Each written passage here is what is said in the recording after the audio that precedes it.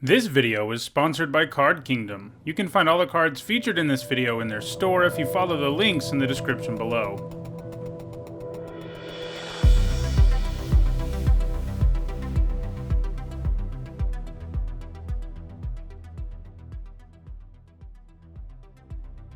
Hi everyone, I'm Nitsa Hone, and it's Friday, so that means it's time for another MTG Top 10, the series where I rank cards based on their historical performance at Magic's highest level of competition. At least, that's what this series usually does. But from time to time, I like to look at the other end of the spectrum, the absolute worst cards in the history of the game. Lately, I've been working my way through the worst cards in each color pair, and since the day of this video is going up is Christmas, I thought it would be festive to look at the worst red and green cards since, those are Christmas colors. Obviously enough, this type of list is not as data-driven as my lists about the best cards. Instead, it's pretty much based on my own opinion. However, that opinion is informed by some information. In particular, a card isn't on this list if it has ever top-8'd a Premier event, or if it has played a significant amount in EDH. If either of those things are true about a card, it certainly isn't one of the worst cards we've ever seen. Generally, the cards that make these lists aren't worth playing in Limited either. To be eligible for this list, a card had to have a Gruul color identity. That means that both the red and green mana symbols appear somewhere on the card, and no other colored mana symbols appear on it. This can mean a card with a red and green mana cost, or it can mean a green card with a red activated ability, and so forth. In all, there are 283 cards in Magic with a Gruul identity, and in this video, I'm going to give you my picks for the 10 worst. Alright, with that out of the way, let's dive into the list. At number 10, it is Viashino Grappler. It is the least bad card to make this list because, unlike the rest, it's actually something that will make the cut in Limited, sometimes. But even there, you kind of hope you don't have to play it. It's something you play only if you're desperate. A 3-mana 3/1 is terrible on the vanilla test, and you have to pay additional mana just to give it trample. That's a horrible line when compared to cards today. Since this card was printed, we've seen 2-mana 3/1s with trample. But even if we want to put this card in its early 2000s context, it wasn't very good. Giving trample to something with these kinds of stats is usually not going to be meaningful, so most of the time you're just playing a creature that isn't good on the vanilla test that has very small upside. At number 9, I have Gruul Notorog. Like the Grappler, this is a card that will make it into your limited decks if you're really desperate, so it doesn't deserve to be higher up on this list. I think the top 8 cards on this list are all cards you never want to play in any format, as we'll see. Like the Grappler, the Notorog has bad stats on the vanilla test and an activated ability that gives it a keyword. A 6-mana 4/4 is worse than a 3-mana 3/1, though I do think the Notorog's activated ability is marginally better, since Menace is at least somewhat evasive, but by the time you play this 6-drop, your opponent will be able to deal with it pretty easily in most scenarios, especially because their 6-drop is probably way better than Gruul Notorog. At number 8, it is Segmented Worm. This card actually does pretty well on the vanilla test. A 5-mana 5/5 isn't bad, though costing 2 separate colors of mana does make it a little bit less impressive. However, the text box is the real downfall of Segmented Worm. If it's targeted with anything, it gets a -1/-1 counter. Note, by the way, that it counts the actions of both players, so that means your opponent can target it with a cheap activated ability to weaken it, and it also means that using tricks or auras on the worm will also make it smaller.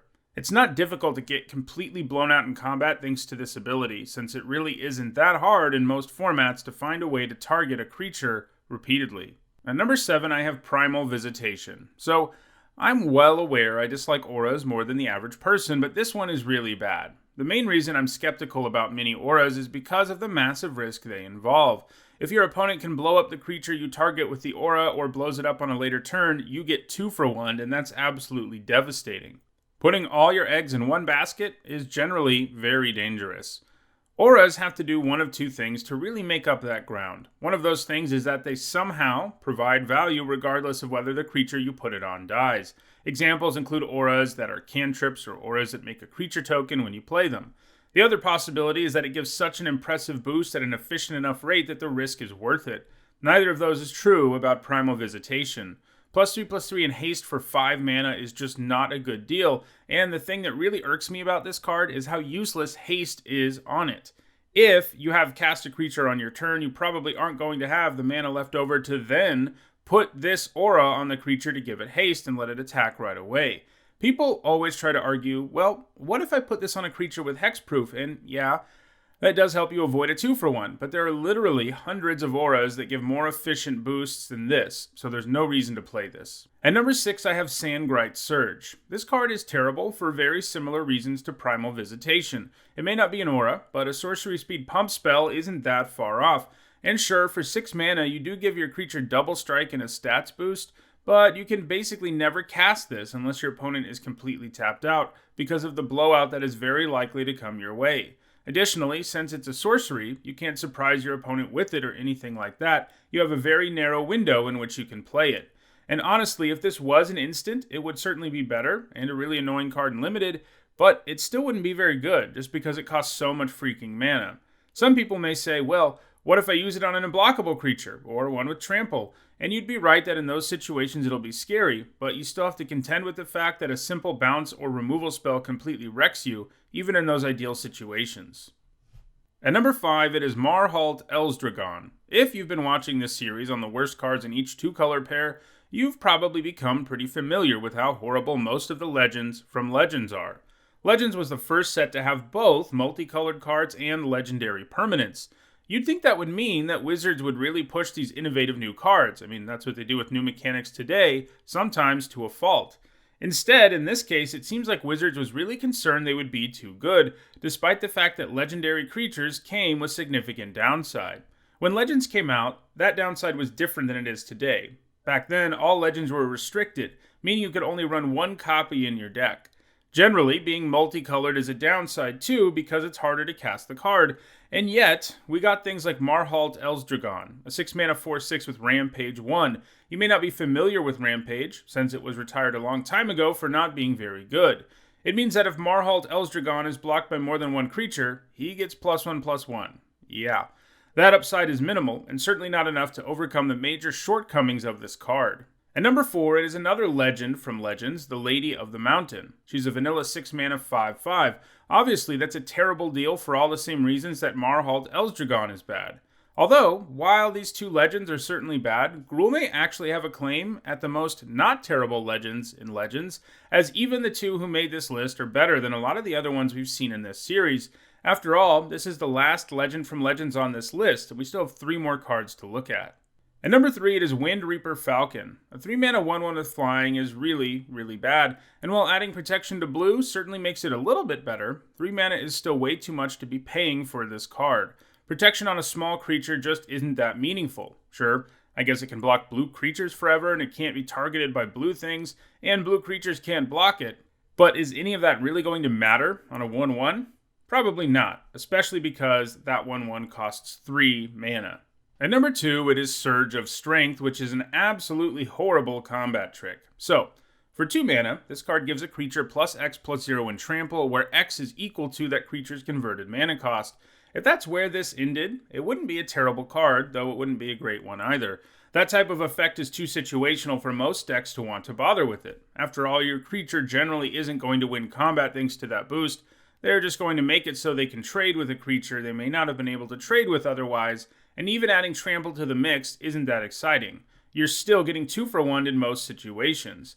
The ideal scenario is to use this when you can do lethal damage, but because the creature you're using it on has to have a significant converted mana cost for it to be worth it, you're further limiting your options. So, I've already said this card is bad, and we haven't even talked about the fact that you have to discard a red or green card from your hand when you use it. Because the card has to be one of those colors, it can't include lands, except Dryad Arbor. So you always have to discard a real card when you cast this. That means that, in combat with another creature, you're now 3-for-1ing yourself. It also means that there will be even fewer situations where you can actually cast this, and I haven't even gotten into how horrible it is if your opponent responds with removal, since then it's an even uglier 3-for-1. So, yeah, this card is really, really bad. Bad enough that it probably should have been on my worst combat tricks list from earlier in the year. At the time, I misread this as having an effect similar to Blazing Shoal. That is, that the boost was related to the converted mana cost of the card you discard to it.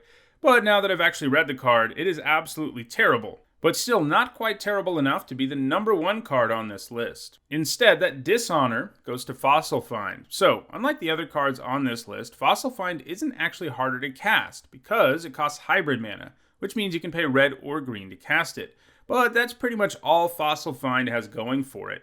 I have to admit, the card does have a unique design. After all, it's the only card in the entire game that lets you reorder your graveyard however you want. The problem is, there are only a handful of cards in the game where that matters, and while a few of them, like Corpse Dance, do see play, most of these graveyard orders matter cards are pretty bad. Fossil Find does have another effect, thank goodness, but that effect is mostly frustrating. It returns a card at random from your graveyard, and that's not exactly what you want to be doing, especially because it may just return whatever card you were trying to put on top of your graveyard to reanimate with something like Corpse Dance. I mean, there are plenty of 1-mana cards in this game that let you return stuff from your graveyard with a lot more control than that. And sure, they don't let you reorganize your graveyard, but they're probably still better. This is sort of like a blank card with cycling, but cycling that requires you to have a card in your graveyard to actually do something, so that's not very good. More or less, Fossil Find won't do what you want it to often enough to ever be worth playing in your deck. Well, there you have it, my picks for the worst Gruul cards ever. If for some reason you feel the urge to buy some of these terrible cards, you should take a look at the description, where I've included links to the Card Kingdom store for each of them.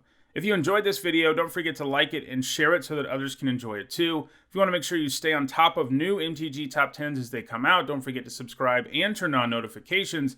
And if you need to catch up on the ones I've already made, you should see the playlist on your screen now. Thanks for watching.